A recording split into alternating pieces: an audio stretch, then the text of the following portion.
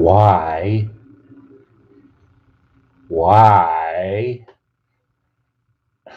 is Emery smiling? Well, one reason why she is smiling is um, her sisters, Eloise and Evelyn, told her that the New York City schools have not closed yet.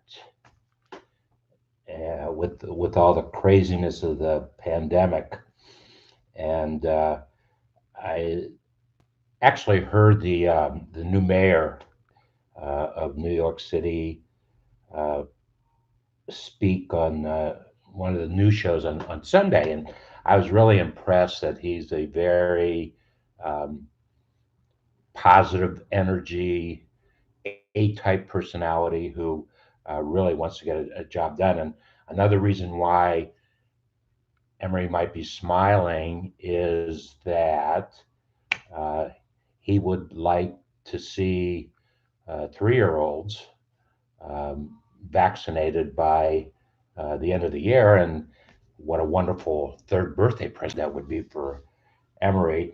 And the other reason why um, she's probably smiling is because her sisters told her that the booster shot really isn't, or the vaccination shot isn't really that bad.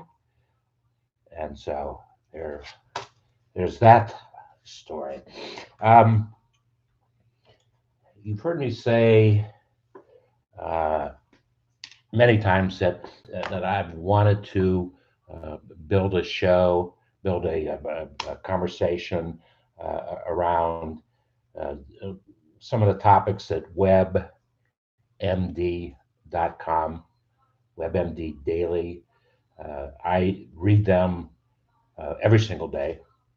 Not necessarily both of them, but at least one of them every single day. And the information, and I'm on a special, well, I'm on a list, and based upon my profile, they send me articles uh, about for seniors, someone my age.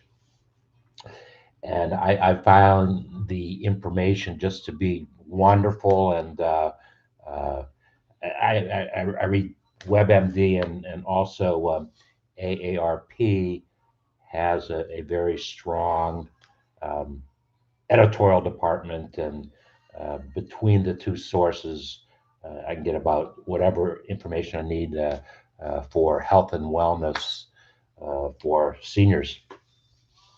I actually use another source, National Institute of Health for the Aging.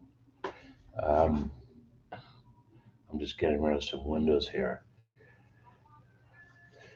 Uh, it it also provides me with a lot of great information. But WebMD just this morning, obviously, had a story that caught my attention immediately. It was what they call what you need to know about uh, prostate cancer, or things to do, or ways to prevent it. And obviously that caught my attention. And as I clicked on and went to the information, I found it to be the most comprehensive information I have seen in the 7 years that I've been dealing with the situation. And I strongly urge anybody listening to either go and read the information, get the information, or share the information with somebody who needs it now. I've told my sons that because I've been going through what I've been going through, they will get tested early, way earlier than is recommended. It's recommended that you get your first PSA read at age 50. And I told my sons very clearly that they will get it at age 40, even after I have to go and drive and take them to the clinic. But I really urge you. And I'm not going to talk about the information available because it's read it. But I will say I actually learned some things that I have never known. I've been on hormone therapy for 4 years now, and I did not know that there were 4 or 5 other choices of injections I could take. I take an injection every 3 months, and um, I will have this discussion with my oncologist when we meet in about probably about 2 months. And uh, well, actually, we don't even need to have the conversation because whatever program he has put me on, um, it's working. It's working better than one could imagine. And so it doesn't matter what the other ones are. We found something that works for me. So uh, I urge you to get that information. But um, right under right under the WebMD email that I got was an email that I get, and it's pretty off the wall. It's well, it's called Smarter Travel, but uh, the topics and they have quizzes. Anyways, today they were talking about the 10 best coffee cities in the United States, and as you're thinking about what it might be, what they might be, I will give you a hint on the first city. Yes, certainly Seattle. A lot of uh, coffee revenue in and out of Seattle.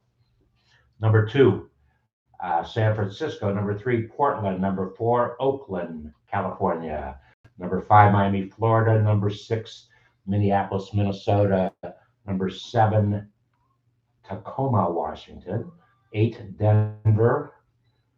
Nine, St. Paul, Minnesota. And 10, St. Louis, Missouri. So if you live in any one of those cities or are going to travel to any one of those cities, make sure you get the figure out the coffee thing. But then right underneath that were the 10 worst cities in the United States for coffee. Laredo, Texas, Chesapeake, Virginia, Montgomery, Alabama, Port St. Lucie, Florida, Peoria, Arizona, Newport News, Virginia, Augusta, Georgia, North Las Vegas, Sioux Falls, South Dakota, number 10, Ontario, California. So if you travel there, go there. Those are the cities that good coffee, bad coffee. Uh, I wanted to share today a passion of mine, and uh, I actually concluded a project that I've been working on for probably 20 years. I started giraffes. Giraffes have always fascinated me. Such a beautiful thing in nature, and just the size and the way they move and what they do, and it just they've always fascinated me. I started studying them probably 25 years ago, and I'm in a great city as far as giraffes go in Cincinnati. The very first giraffe born in captivity was here in Cincinnati in 1890, around 1890. Amazing. Actually, Cincinnati also, there's a building at the zoo. It's the Reptile Center.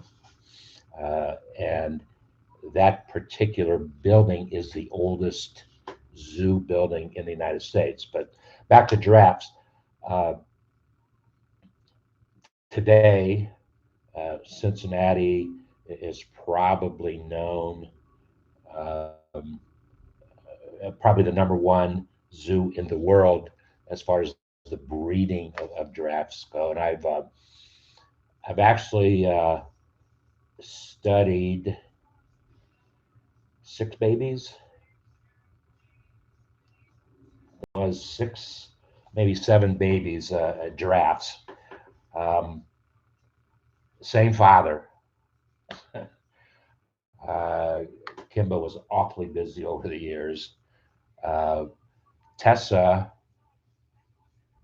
is the mother of, I don't know, she was the mother of giraffe I'm going to tell you about here in a second.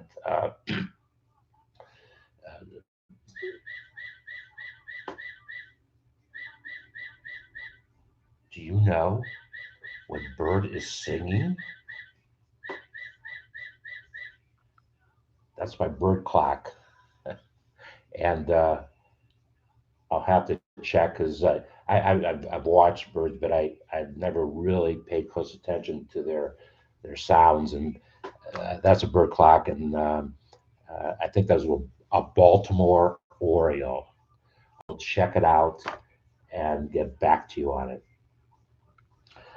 Back to our giraffes. So uh, probably 25 years ago, um, you can't really see it, but I bought a giraffe, probably 16% of the size of a real giraffe. I bought it uh, actually in Cincinnati at a college uh, retail buying area, real nice shops. I bought it uh, actually at an African art shop, and so I had the giraffe, and it was always a part of decoration, what have you. And probably about 20 years ago, um, I was renting a house. Uh, my sons were living with me, and our landlord wanted to put a new floor in our living area, and his work knocked over my giraffe, and the giraffe lost its head and broke its leg. And over the years, I've tried to put the head back on, and it didn't work. I lost it. Da da da da da. So I started to put giraffe artwork. People knowing that I'm a giraffe person have really been wonderful in giving me uh, giraffe art. I've gotten individually one, two, three, four, a half a dozen, at least a half a dozen artist rendering of giraffes. Well, and this is actually a picture of Tessa and her baby Zoe. Um, Tessa was 3 years old at the time that Zoe was born. Zoe actually was euthanized, a story that made international headlines. Uh, I actually saw Zoe not too long after she was born. And actually, the night that I saw her, I met the director of the zoo, Thane Maynard, and we actually talked about Zoe. But she had a very rare bone disease, I believe, in her legs. Well, it had to be in her legs. Well, I guess it could have been in her neck or spine. But they brought in folks from all over the world to study to see if they could figure out what was going on, and they made the decision to euthanize her. So that was it was a big thing in Cincinnati, and I remember it well. But this was something, a piece that the Cincinnati Zoo put out, and I got it. Well, apparently, my son Jordan, when he was a senior in high school, apparently he saw that because he didn't tell me about it, and actually didn't make a big deal about it, but he actually drew this progression of that picture.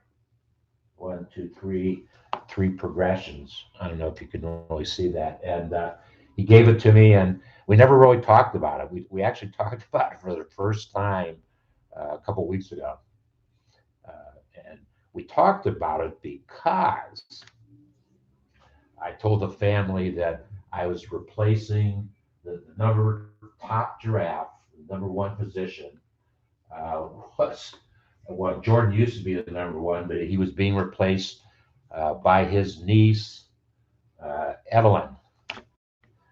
Uh, when I was in New York over the holidays, uh, Christmas morning, Evelyn very excitedly said, "Grandpa, this is for you." And she had done this giraffe, and she showed me the book how she did it. These are actually little pieces of paper and stickers, and she was showing me. She was so excited to show me. So she is now going to become. This is permanent now. No more changes. Over the years, it's changed, and I've done some things, but that's it. So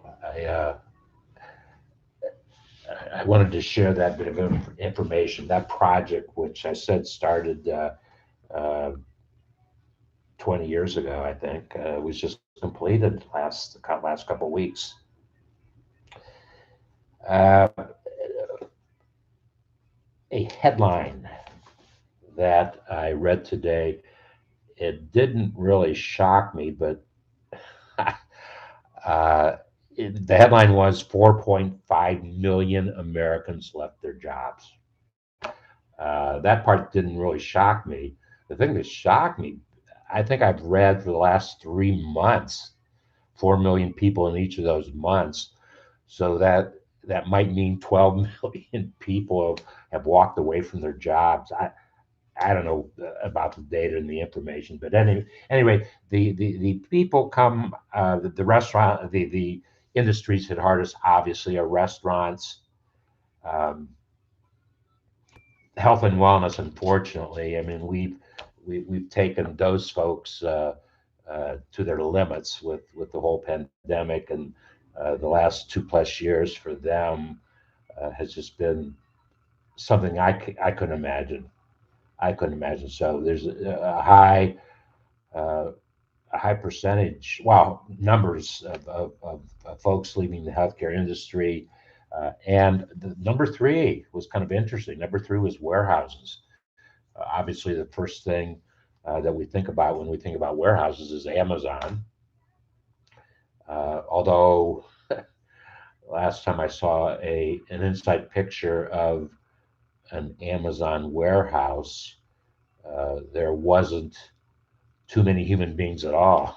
A lot of robots, a lot of robots, not too many human beings. So I guess that was one way of telling the warehouse workers that um, if you can beat the robot in efficiency and costs, you can keep your job. I don't know. I don't know. But the thing that excites me the most about that is that there's absolutely no question that business in this country is being redefined. Uh, New ways of doing business, not get back to normal, because there is no normal. Um, One thing we know for sure that a lot of folks who left their jobs were ones that were home during the pandemic on a computer, figuring stuff out, either maybe doing their jobs on a computer or just trying to figure out what they should do on the computer.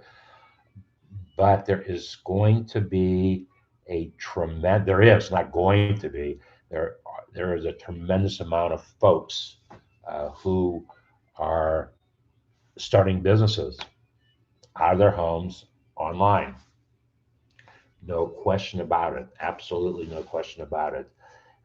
And that's really exciting for me. I guess my timing was pretty good on that because our excuse me,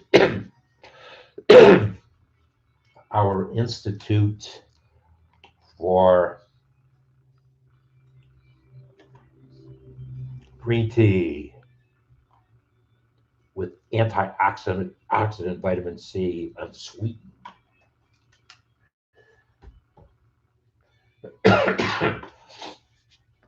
um, marketing, sales. Well, it's the Institute for New World Creative Marketing and Sales. Uh, it's a project that I've been working on for 2 years. It has been well, it'll be 2 years in a couple months. I knew what I wanted the end result to be, but I didn't know how I was going to get there, and I've got that figured out now uh, after 2 years. So my point is, if you know somebody that has left their job and they are starting a business or have started a business, the key factor in any business is marketing and sales.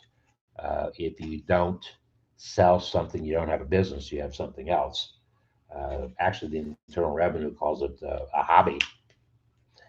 Uh, they have it defined, absolutely have it defined. But if you know somebody that has left their job, uh, please direct them, uh, or I shouldn't say left their job and want to start a business. Please direct them to dwe.solutions or smallbizdavid.com. I should do that.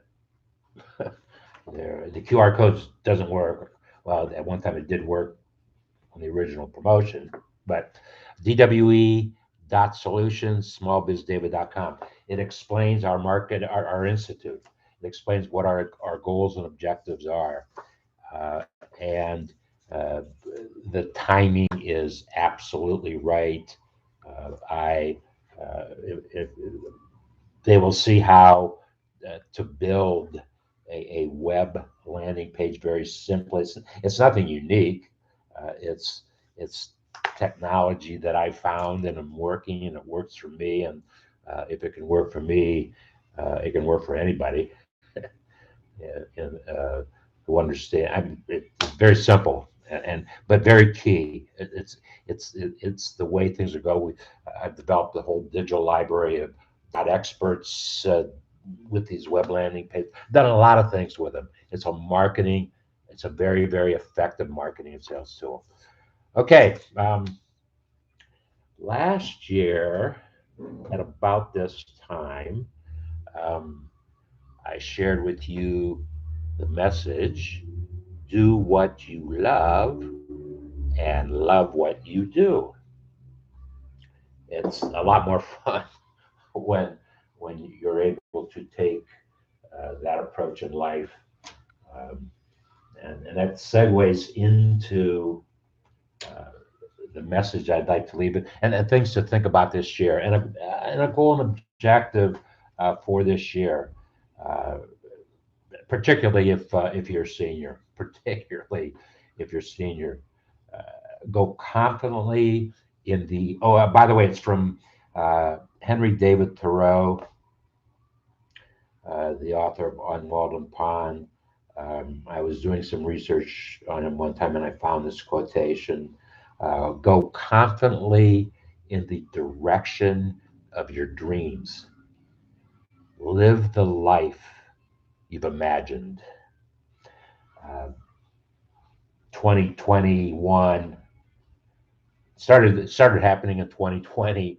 2021 was absolutely right on with that message, and the way 2022 has started already, there's no question that we're going to go to the next step of where we were in 2021. So that's going to be it. Thank you for wow, 24 minutes of your time today, almost 25 minutes. Thank you, and I will see you the next time, which may very well be, as my friend Jaime Williams used to say 50 years ago. See you the next time, which may very well be the best time. We'll see you then.